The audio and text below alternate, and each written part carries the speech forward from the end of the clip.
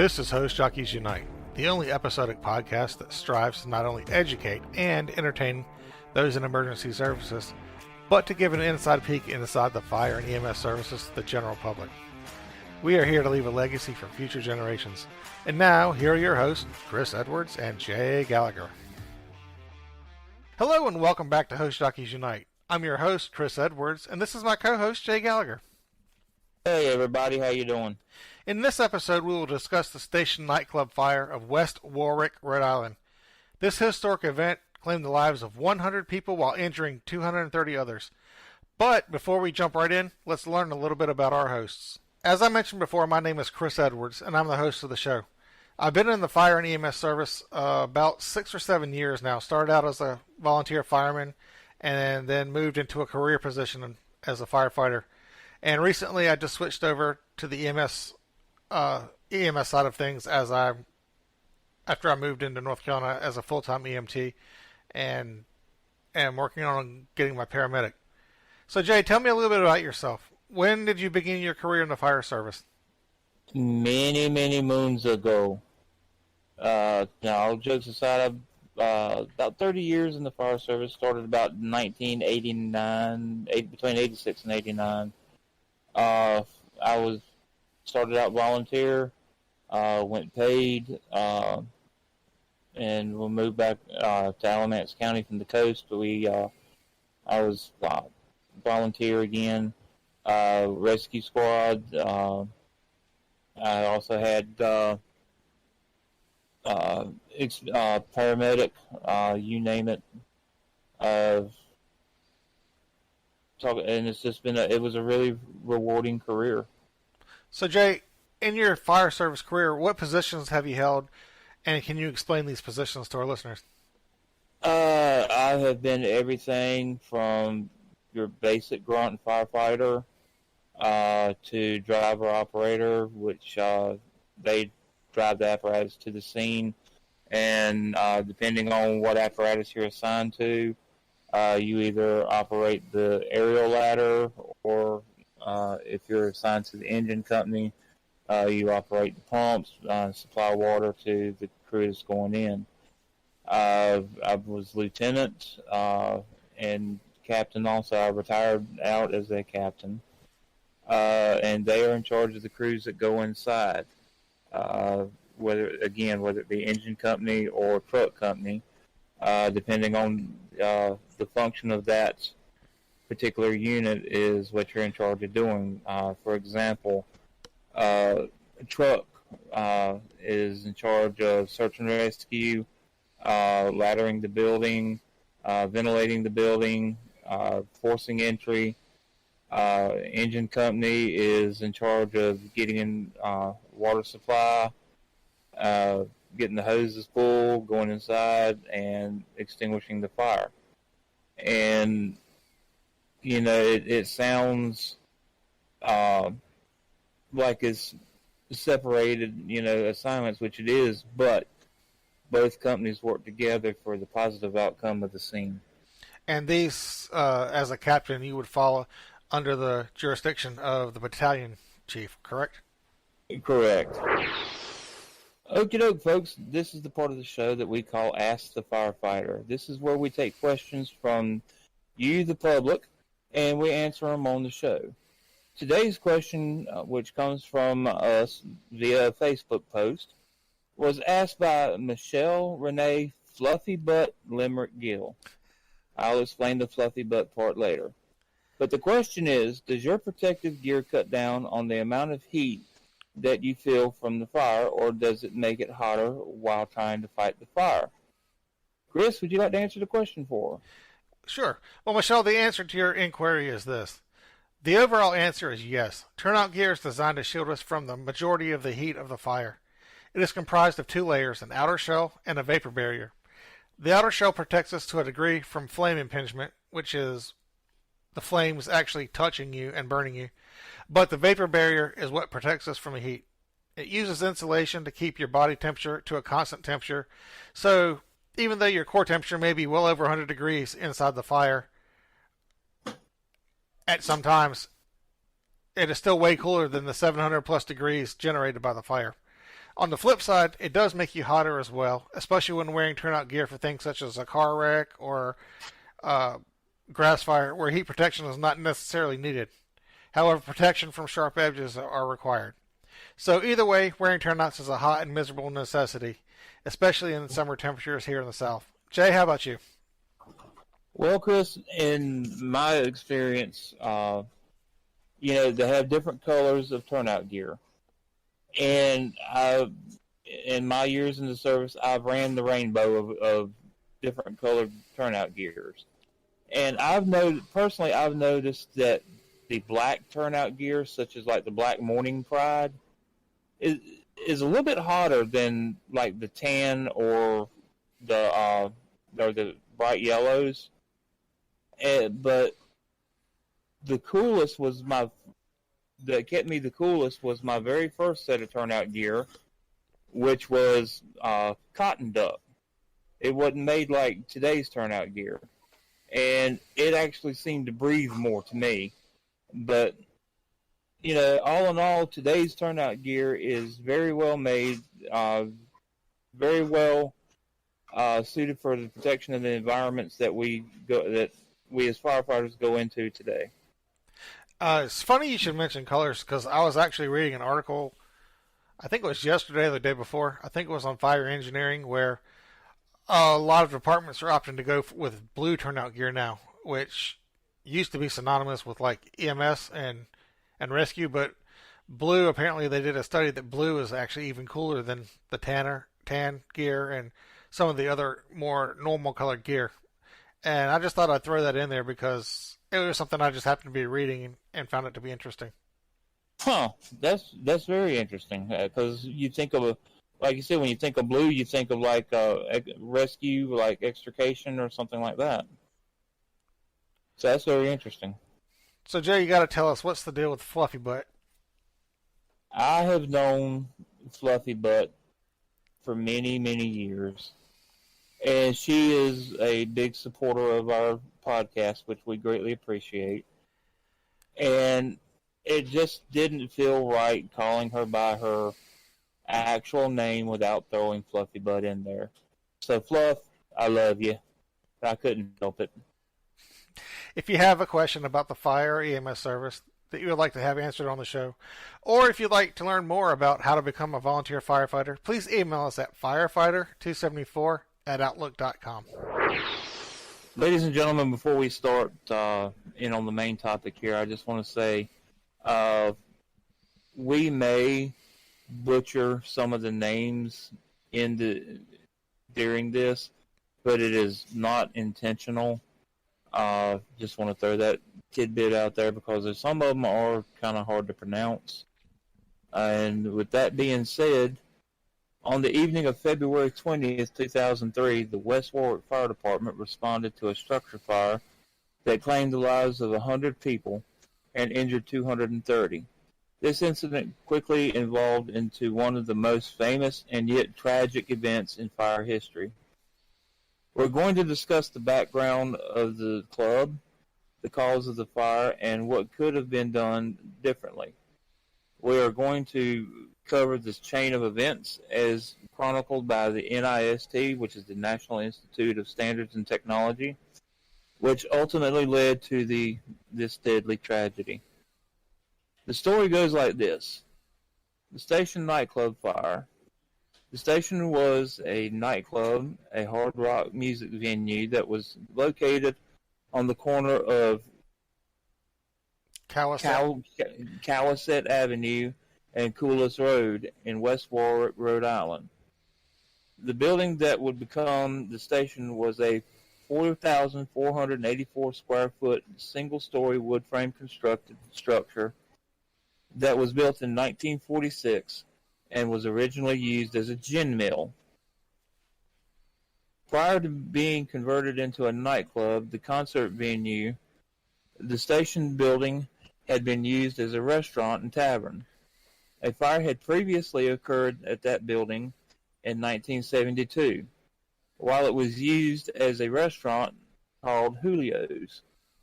No occupants were in the building during the 1972 fire, but the interior was significantly damaged.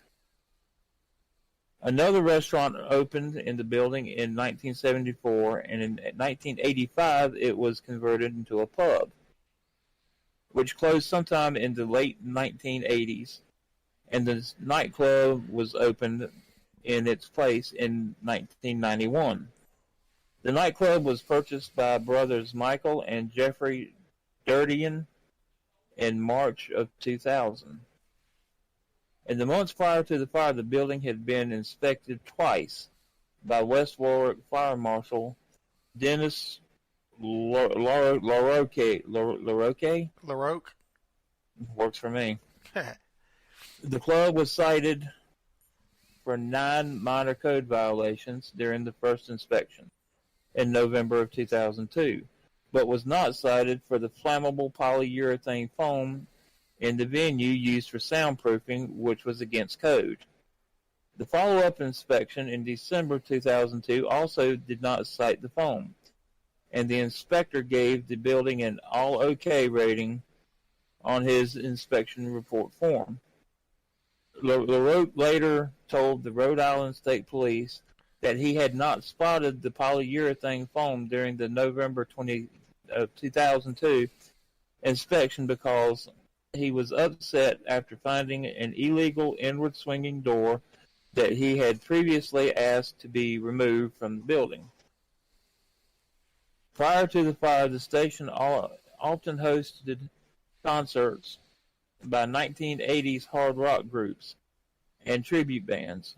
Local bands that had played at the station prior to the fire had used pyrotechnics during their concerts without incident, including a Kiss tribute band that had set off fireballs during their show.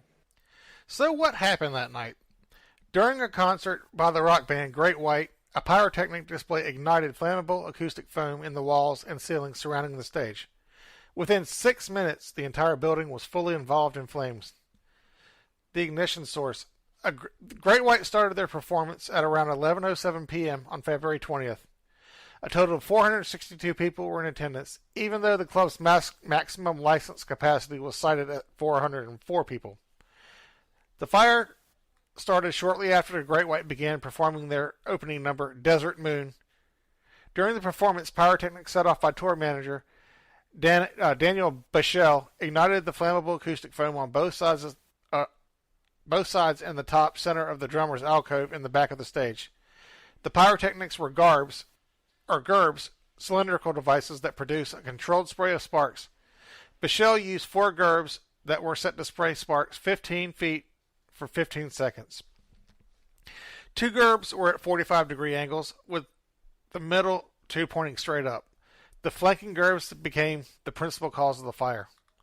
Sparks from the GERBs ignited the insulation foam, and flames were visible on the wall above the stage within 9 seconds of their ignition.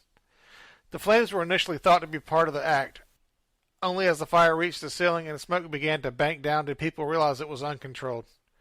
20 seconds after the pyrotechnics ended, the band stopped playing and lead singer Jack Russell calmly remarked into the microphone, "Wow, that's not good." Within 40 seconds of the ignition, Great White had stopped playing and left the stage, and the venue's fire alarm began to sound, but it was not connected to the local fire department. The station did not have a sprinkler system installed.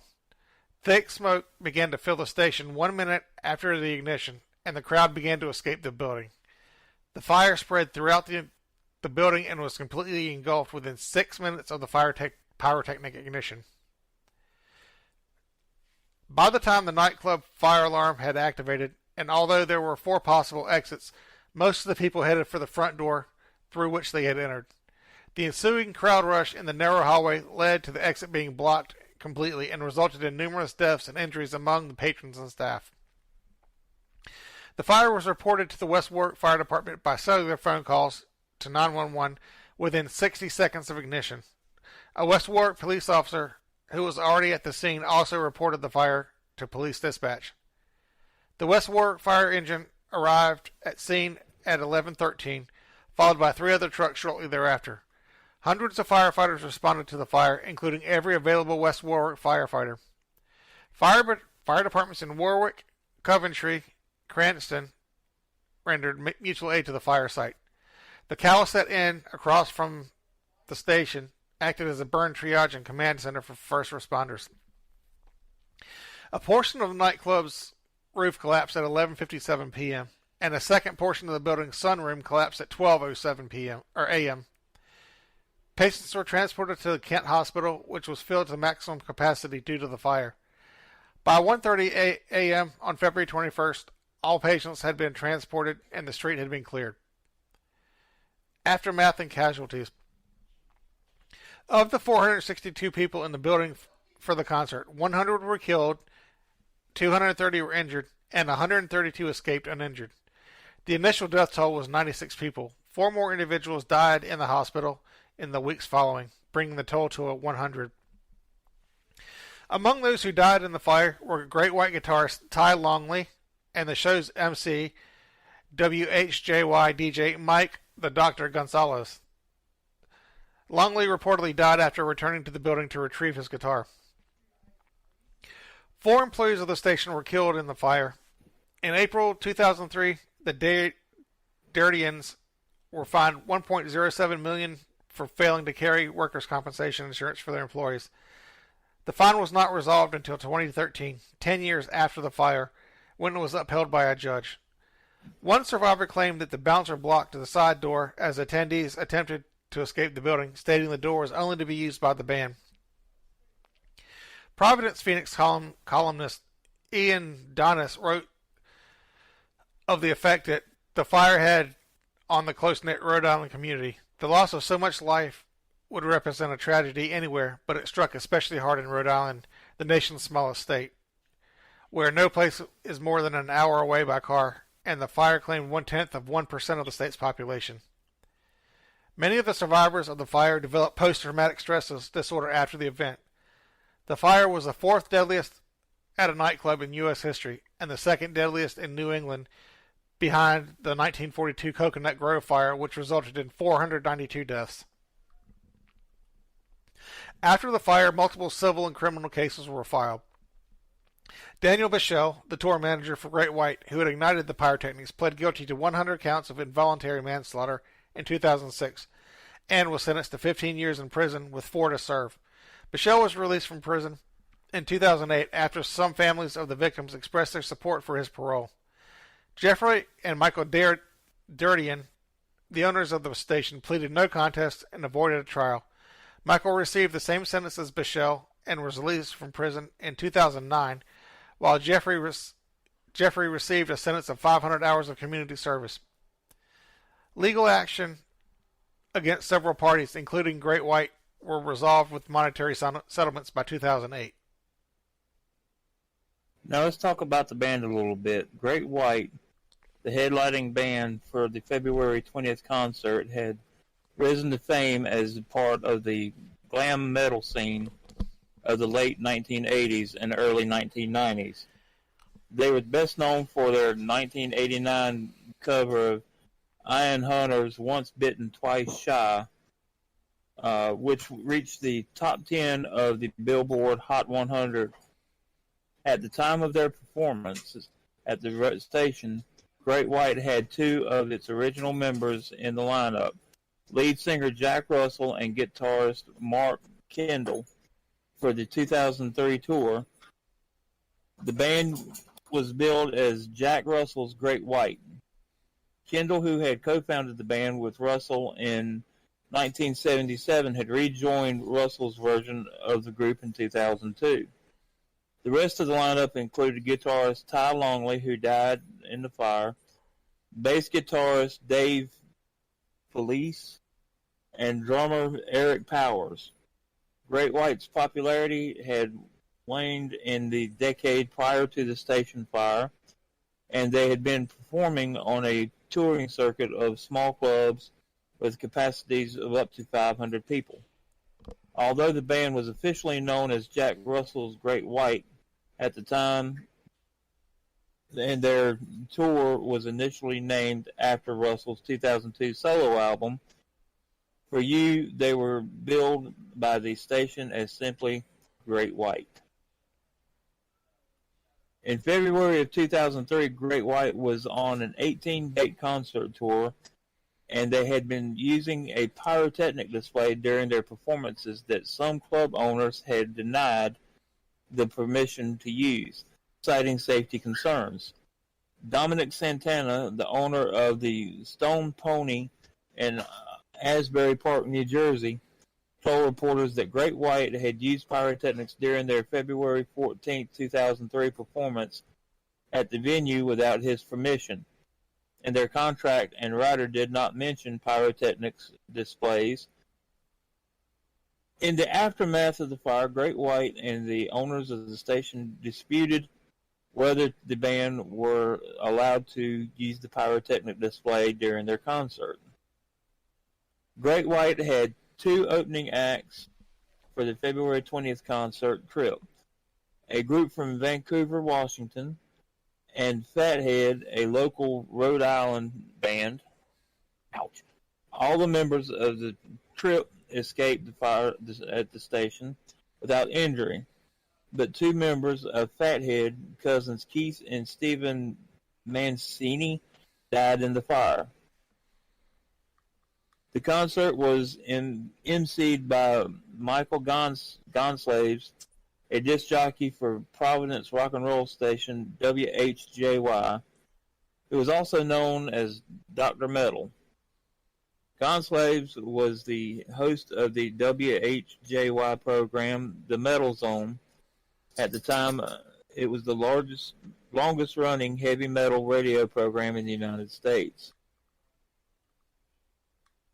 Now, the fire in its inception was caught on video by cameraman Brian Butler for the WPRI TV of Providence, and the beginning of the tape was released to national news stations. Butler was there for a planned piece on nightclub safety, ironically, being reported by Jeffrey A. Durdian, a WPRI news reporter who was also part owner of the station. The report that had been inspired by the E2 nightclub stampede in Chicago that killed 21 people 3 days prior.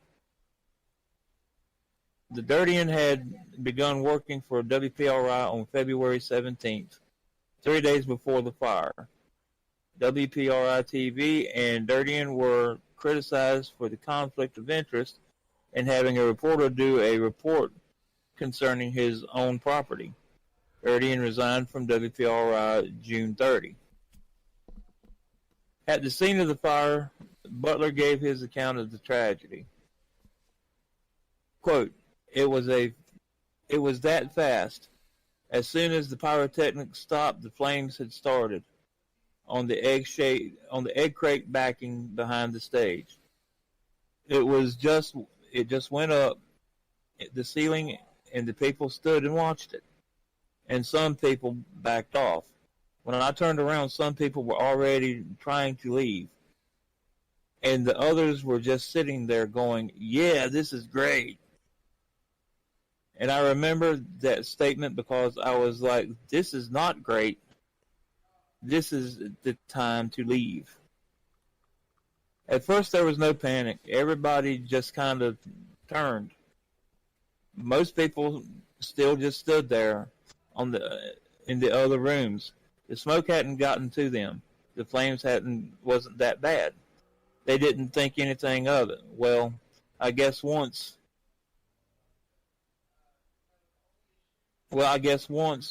we all started to turn towards the door, and we got bottlenecked into the front door, people just kept pushing, and eventually everyone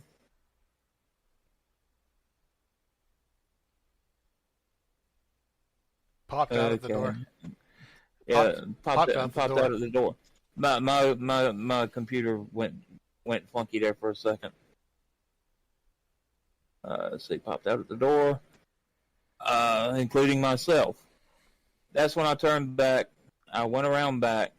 There was no one coming out of the back door anymore. I kicked out a side window to try to get people out there. One guy did crawl out. I went back around to the front again, and that's when he saw people stacked on top of each other trying to get out the front door. And by then, the black smoke was pouring out over their heads. I noticed when the pyro stopped, the flame had kept going on both sides.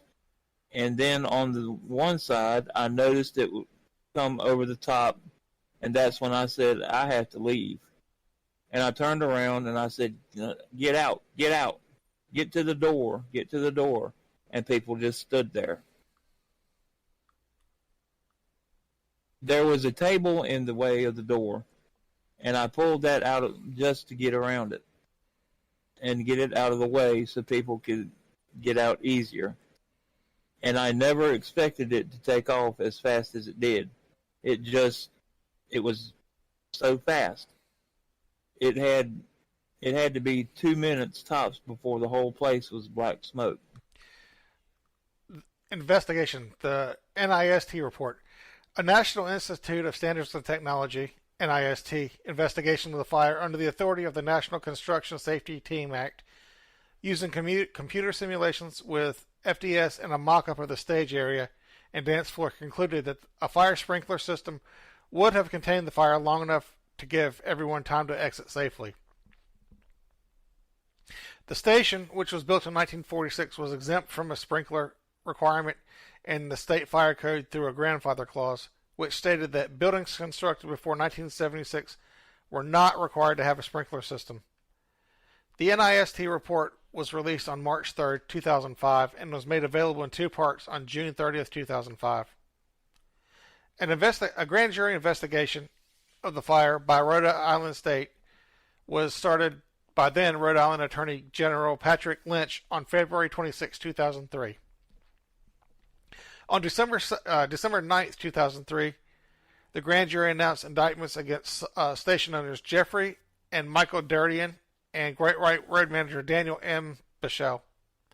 The 3 were each charged with 100 counts of involuntary manslaughter, with criminal negligence, and 100 counts of involuntary manslaughter in violation of a misdemeanor. LaRoque was not charged by the grand jury, as Lynch had cited that state law prevented charges against fire marshals without proof of bad faith. The grand jury also did not return charges against Russell. Lynch told 48 Hours that his investigation found that the fire spread quickly due to the foam the Dirtians had installed in the station's walls and ceilings in response to a noise complaint. The lack of usable exits was also a factor, as was the inward door that LaRoque had found and asked to be removed. Jeffrey Dirtian said the door was also installed due to noise, and they had removed it as asked, but sometimes reinstalled it if the venue was going to be loud that night. And it was used by the band to escape the building during the fire. Michael Dirtian told 48 Hours that it was undisputable that the building's use of flammable packing foam instead of flame retardant sound foam was the cause of the fire spread. But the brothers claimed that they had ordered the sound foam and received the packing foam instead. Other causes. The foam was sold to Dirtians by American Foam. In 2005, Rhode Island Attorney General Office received a fax from Barry Warner, a former employee of American Foam who lived nearby the station, who claimed the company had known about the dangers of polyurethane foam but did not warn their employees about it. Although Warner was called to testify to a grand jury, he was not asked about the fax.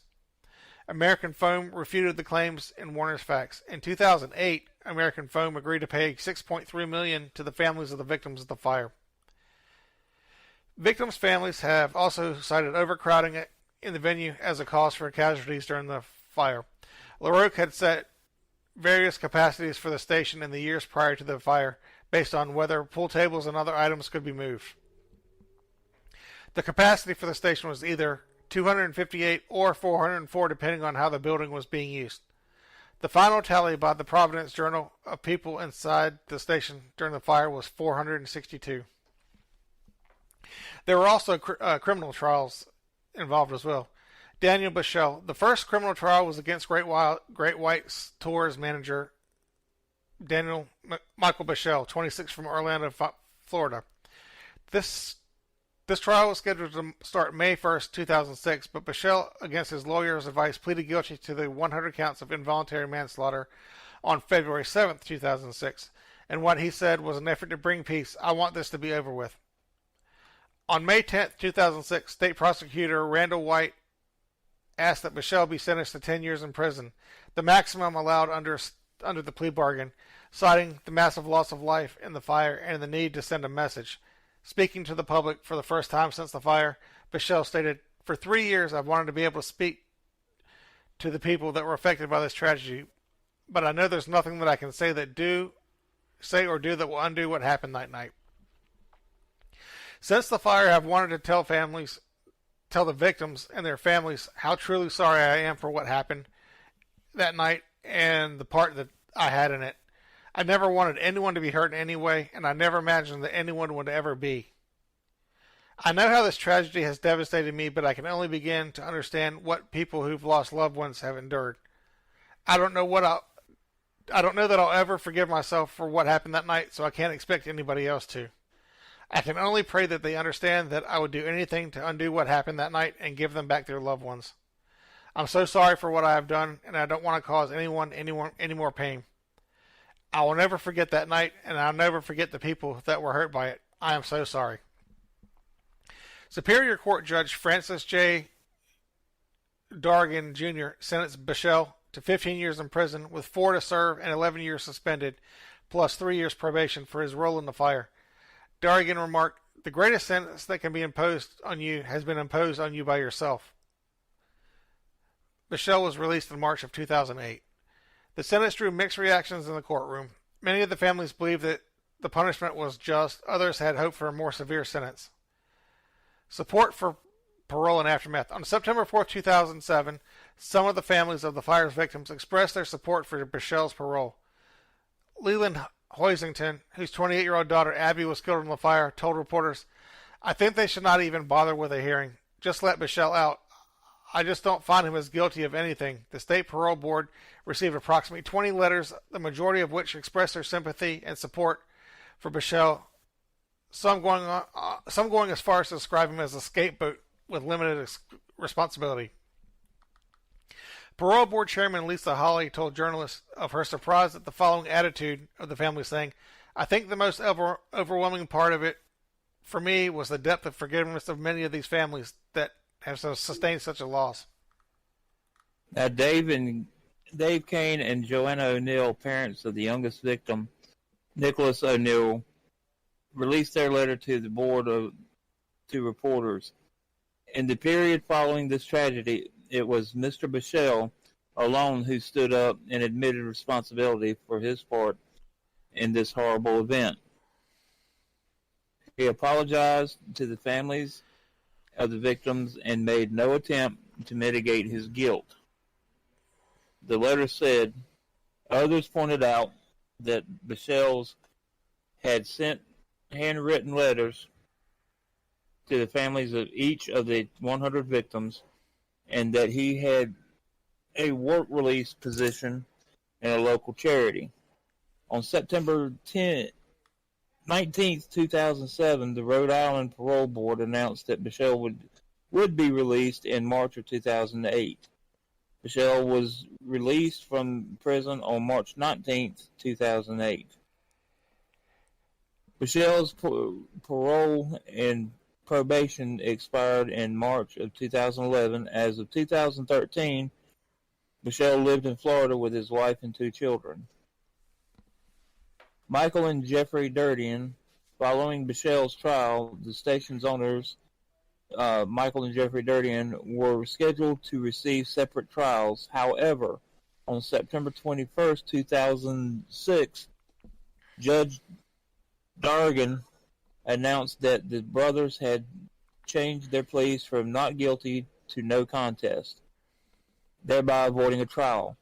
Michael Dardian received 15 years in prison with 4 to serve and 11 years suspended, plus 3 years probation, the same sentence as Bichelle. Jeffrey Dardian received 500 hours of community service. In the letter to the victims' families, Judge Dargan wrote that he accepted the deal because he wanted to avoid public exposition of the tragic, explicit, and horrific events experienced by the victims of the fire, both living and past. He added that the difference in the brothers' sentences reflected their respective involvement with the purchase and installation of the flammable foam. Rhode Island Attorney General Patrick Lynch objected strenuously to the plea bargain, saying that both brothers should have received jail time and that Michael Durgan should have received more time than Michelle. In January 2008, the parole board decided to grant Michael Durgan an early release. He was scheduled to be released from prison in September 2009, but was granted his release in June of 2009 for good behavior. As of September 2008, at least $115 million in settlements agreements has been paid or offered to the victims or their families by various defendants. In September of 2008, the Jack Russell Tour Group Incorporated offered $1 million in a settlement to survivors and victims' relatives, the maximum allowed under the band's insurance plan. Club owners Jeffrey and Michael Durgan reached a settlement of $813,000 with survivors and victims' family in September of 2008. The state of Rhode Island and the town of West Warwick agreed to pay $10 million as a settlement. Sealed Air Corporation agreed to pay $25 million as a settlement. Sealed Air made polyethylene foam that had been installed in the station in 1996, which produced toxic gas when it burned during the fire. In September of 2008, Providence television station WPRI-TV and their then owners Lynn TV made an out-of-court settlement of $30 million as a result of the claim that their video journalist was said to be obstructing escape and not sufficiently helping people exit. And here's the interesting part. In March 2008, JBL Speakers settled out of court for $815,000. JBL was accused of using flammable foam inside their speakers. The company denied any wrongdoing. Anheuser-Busch has offered $5 million. McLaughlin and Moran, Anheuser-Busch's distributor, has offered $16 million. Home Depot and Polar Industries Incorporated, a Connecticut-based installation company, made settlements offers of $5 million. Providence radio station WHJY-FM promoted the show, which was emceed by its DJ Mike the Dr. Gonslaves, who was one of the casualties that night. Clear Channel Broadcasting, which is WHJY's parent company, paid a settlement of $22 million in February 2008. American Phone Corporation, who sold the installation to the Station Nightclub, agreed in 2008 to pay $6.3 million to settle lawsuits relating to the fire. In 2021, 48 Hours described the total civil payments to the victims and family as $176 million. Jay? Memorials and benefits. A benefit memorial concert was held in February of 2008 at the Dunkin' Donuts Center in Providence and featured performances by Tesla, Twisted Sister, Winger, Gretchen Wilson, and John Rich. The event raised at least $25,000 in donations for the station's family fund and was broadcast in March by VH1 and VH1 Classic. On the 20th anniversary of the fire on February 20th, 2023, Rhode Island Governor Dan McKee ordered flags in Rhode Island lowered to half-staff for the day and the Rhode Island State House to be illuminated in memory of the 100 victims. Station Nightclub Memorial Park. The site of the fire was cleared and a multitude of crosses were placed as memorials left by loved ones of the deceased. On May 20th, 2003, non-denominational services began to be held at the site of the fire for a number of months. Access remains open to the public, and memorial services are held each February 20th. A permanent memorial at the site of the fire has been erected and named the Station Fire Memorial Park. In August 2016, the site was reported to have been being used as a Pokemon stop and Pokemon Go. To uproar from the victims' families, the stop was removed from the game by developer Niantic later that month. In June 2003, the Station Fire Memorial Foundation was formed with the purpose of purchasing the property to build and maintain a memorial. In September of 2012, the owner of the land, Ray Villanova, donated the site to the SFMF, and by April of 2016, $1.65 million of the $2 million fundraising goal had been achieved, and construction of the Station Fire Memorial Park had commenced. The memorial dedication ceremony took place on May 21st, 2017. So the aftermath of the fire was quite extent. Jack Russell considered disbanding Great White after the fire, but reconsidered when he decided to embark on a benefit tour. The tour started 5 months after the fire, and each concert began with a prayer for survivors and families. The band raised $185,000 for the Station Family Fund during the tour. The band initially retired Desert Moon, the song they were performing when the fire began, from their concert set list. "I don't think I could ever sing that song again," said Russell. Kendall said in 2005, "We haven't played that song. Things that bring back memories of that night we try to stay away from. And that song reminds us of that night. We haven't played it since and probably never will." 2 years to the day after the fire, band members Russell and Kendall, along with Great White's attorney, Ed McPherson, appeared on CNN's Larry King Live with 3 of the survivors of the fire and the father of Longley to discuss how their lives had changed since the incident.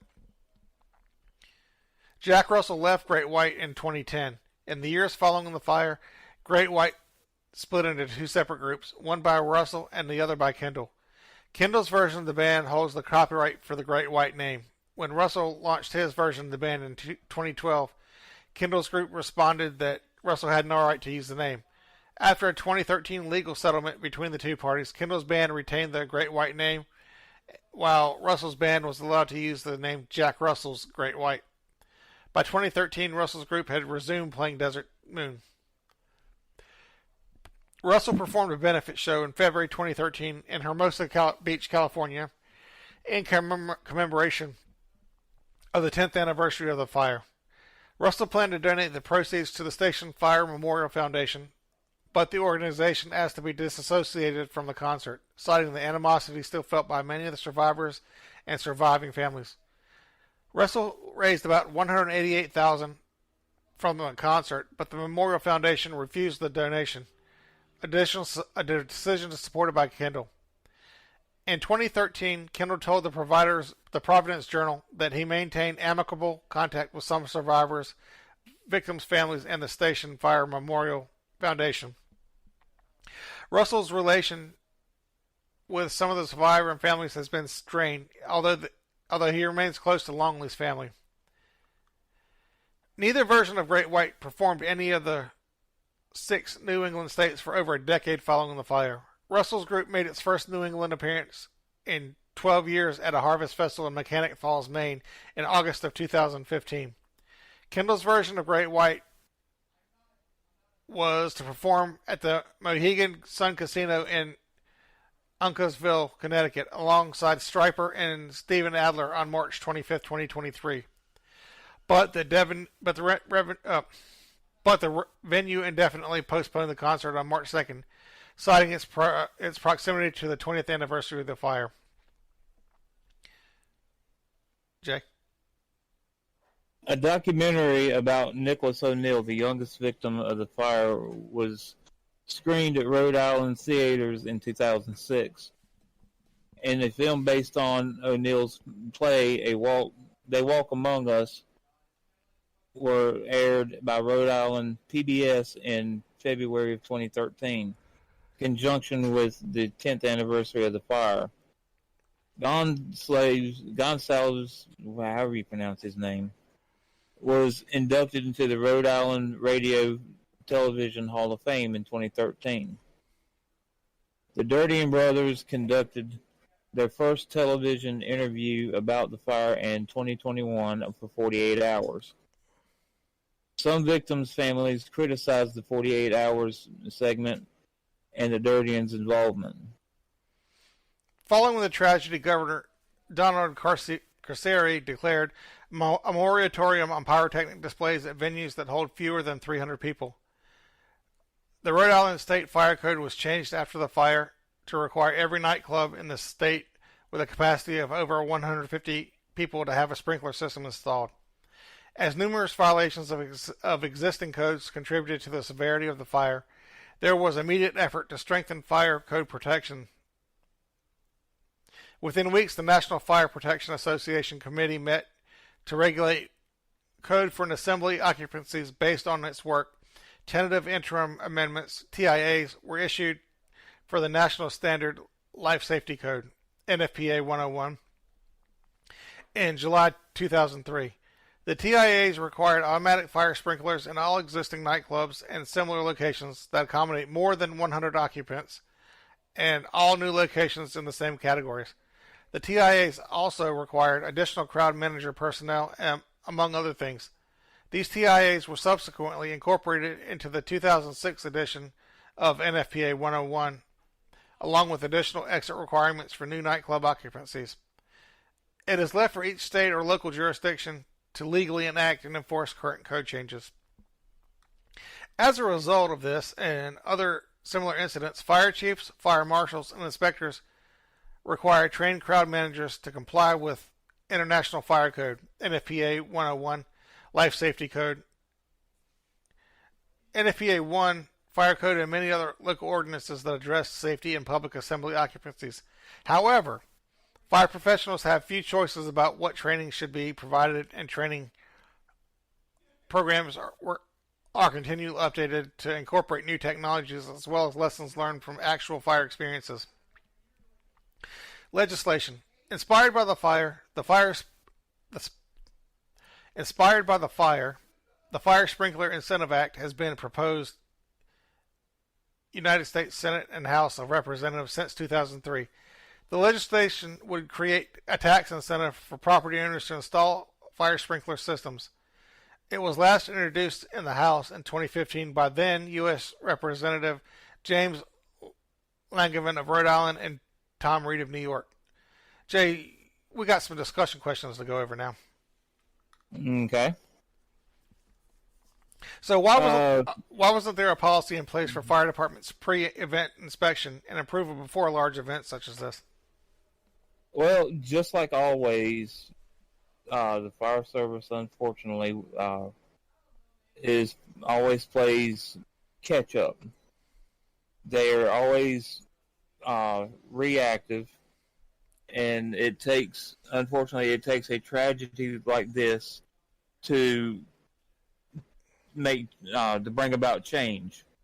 A prime example of it is the Coconut Grove nightclub fire, which we'll do in a later show. But up until the fire, the exit doors opened inward and didn't open outward, which caused mass, people pushing, shoving, stacking on top of each other, and people passed. After the fire, they changed it. So, my assumption, and what they say about that, is the fact that they didn't look far enough into the future to see, what could happen, what's going on, and just wasn't prepared for something like this. Right. Well, and the thing about the door was that particular door, it was there as a noise block, but it was reported that everybody tried to exit out the main door because that's where everybody came in. There wasn't people directing them to the nearest emergency exit. Yeah, exactly. I mean that's human nature. Right. You go out the same way you come in, and unfortunately, like you said, there wasn't anyone directing them to exits, and if there were, what good would it have done? Because the bouncers and what security they had the doors locked, saying that it was only for band use only. Yeah. So Pretty much that was like the one particular door, I think. well, even still, an exit's an exit. Exactly. Exactly. And why didn't the police officer that was on duty that night at the nightclub report overcrowding issues to the fire marshal when he saw what was going on? Was it a monetary kickback?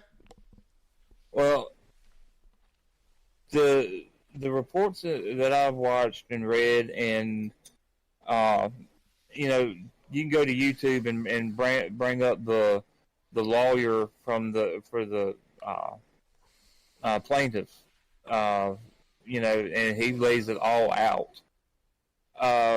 The police officer, from what he said, the police officer was told not to worry about the amount of people, and that he wasn't to worry about drinking age or anything like that. But it never said if it was a monetary kickback. Right. In order for him to do that, there had to be something. I'm not saying it was monetary kickback. I'm not saying what, but there was something there that made him do that, or that made him agree to it. So what that may be, I couldn't tell you. So what's your take on it?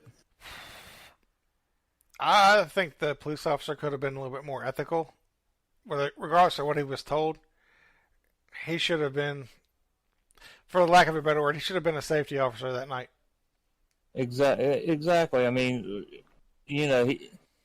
and if nothing else, he could have called in anonymously, on cell phone. Say, hey, look, you might want to get the fire marshal down here. ASAP. It's getting funky down here. Yeah, I mean, they could have called the fire marshal prior to the show starting, and then they could have had like a last look. Yeah, exactly. So, go ahead. Kind of a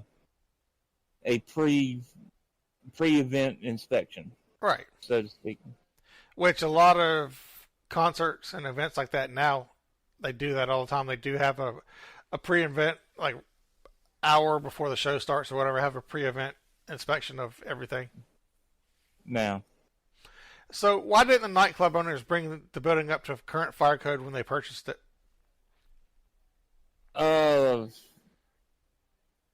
From what I read, at the time of the fire, Rhode Island, if I understood it right, wasn't like North Carolina, where if you buy a building, it has to be the code, or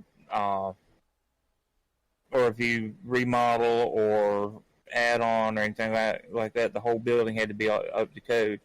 All it said was buildings built prior to, 1977? Yeah, 77, 74, something like that. And it did not require sprinklers. And it had been sold and redone 2 or 3 times before the Station Nightclub come about. Right. So, by then by those standards at that time, they were following the standard or the code. You didn't have to do it. So, but but turning the page and looking at the other side, they should have had the forethought to look into that and, have some kind of safety upgrade in that building to keep something like this from happening. Well, the difference is, for one thing, back then people weren't as sue happy as they are now. Now people will sue you for anything. Yeah. And so now business owners are more aware of safety and things like that, so they're more on the ball about it because it's so easy to get sued for anything nowadays, whereas back then it wasn't really a thing. Yeah, this is true too. Um, the thing that that really gets me is the cameraman was talking about there was a table that he had to move to get around and so everybody could get out, and that created, from the way it sounds, that created a pinch point. And what's that going to do but back the crowd up even further? Right. Once you get that cleared, it's going to be like a stampede coming towards the front door, which it was. And it really should, in all honesty, it should have had a pre-event inspection to avoid something like that. Right. So should the previous owners have been tried in court for not upgrading the structure to code when they owned it? Are they just as guilty as the owners were that the night the fire happened? Yes and no. Yes and no. Yes part being that they, like, the owners, when the fire happened, should have had the forethought to do something to make it safer. But on the other hand, the reason I say no is, again, they were going by the standard and the code at that time. So, to me, yes, yes and no. Well, so I don't think the previous owners are guilty at all, because if the fire had happened when they owned it, yeah, they would have been negligent at that point. But they sold the property, somebody else bought it, and it's just like buying a car. If something happens to a car, are you going to sue the previous owner because your car broke down?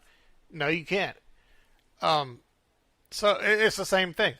So I don't think there's any guilt on the previous owners. Yeah, they probably should have looked into getting upgraded, but legally they're not really required to, because they sold the building as is. Yeah. For the to the Dirtian brothers. And yeah. Another question that comes to mind, and I'm thinking about, is to what extent was the building repaired after the previous fire? Because it mentioned there was a previous fire, I think it was in 1974, I think when it was Julio's restaurant, and it said it was extensive damage. So what exactly was done to fix that damage? Was it a patch job? Was it completely renovation?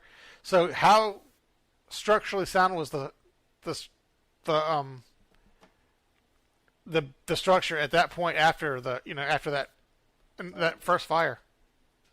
Exactly. And even then, even with that happening, that should have lit a fire under someone's backside to, hey, let's do something to beef up our fire safety so this won't happen again. Exactly.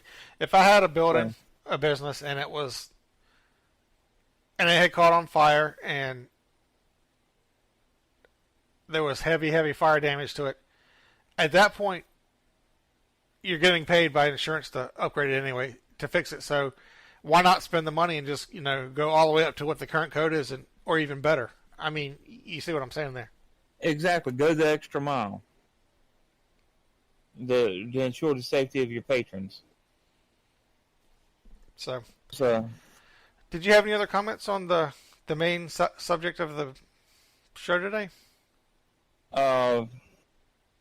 Again, as we stated with the Super Sofa store, God, we're not placing blame on anybody. We're just going over the case files of it and maybe taking some of the blame away from the ones who did, get it. Now, I do agree with the fact that the one fellow that was that basically toted the blame for it.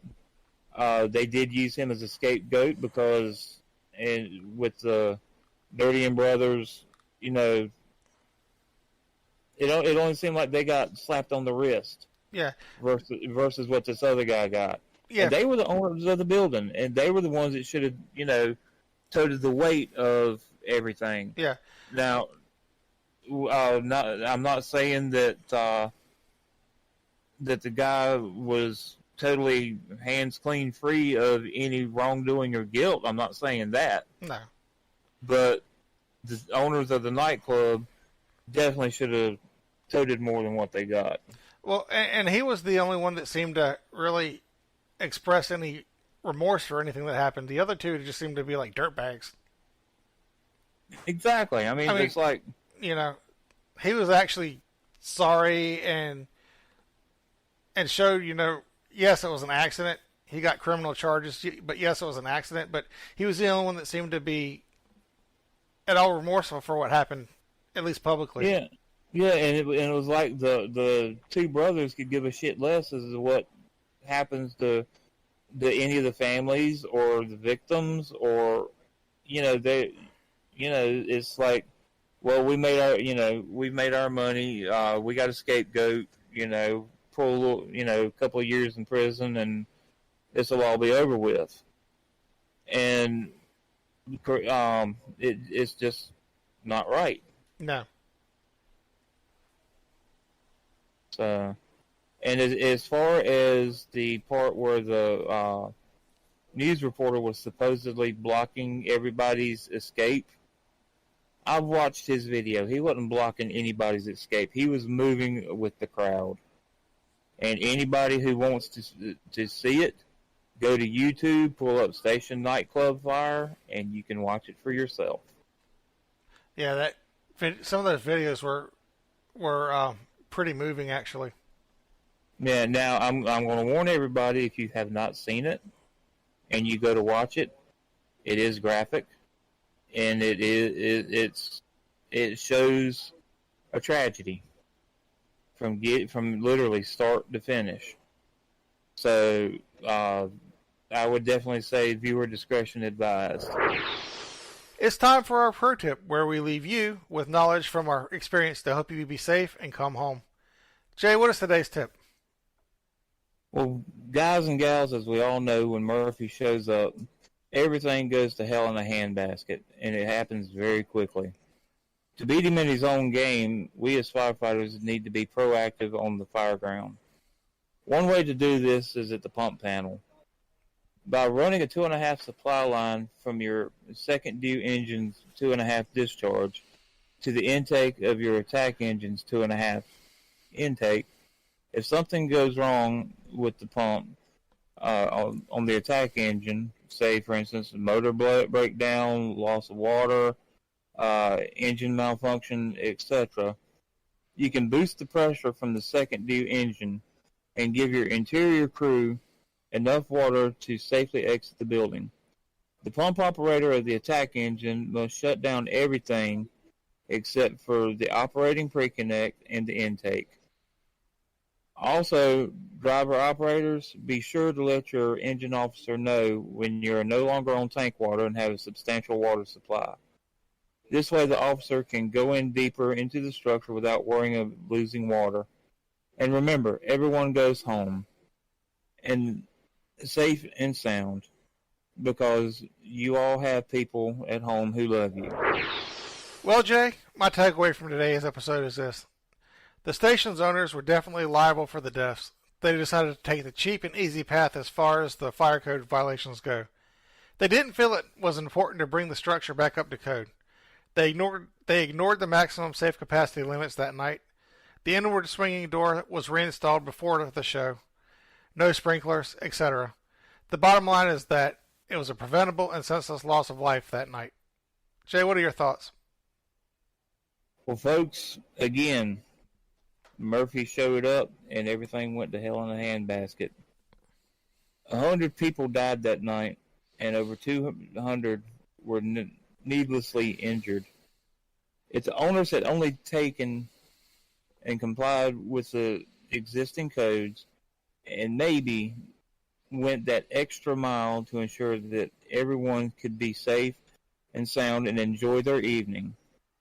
In my personal opinion, the owners of the nightclub should have had a more severe sentence put on them, as they were negligent in their duty to ensure a safe environment for their employees, their patrons, and guest vocalists, bands, whatnot. My question is, why does it take a tragedy for the fire service to correct a problem? Instead of being proactive, we're reactive. Folks, this needs to change before another tragedy like this occurs. So, Jay. Yo. Why did the man with the flame tattoo on his arm get rejected from the fire service? How come? Because firearms aren't allowed in the firehouse? Oh, dear Jesus God. Boo. Tune into the next show where we will talk about fire and EMS everyday carry. What do we carry and use every day? We will discuss this topic with our EMS counterpart and guest host, Will Adams. We want to make sure to remind you of our upcoming monthly live show, The Day Room, Host Jockeys After Hours. This is an unstructured live show that we discuss whatever comes to mind. We will stream live to our Facebook page and YouTube channel. Our viewers are encouraged to participate via chat. Also, don't forget to subscribe to the show on your favorite podcast platform and leave us a review. We are listed on all the major services. Until next time, y'all have a great day.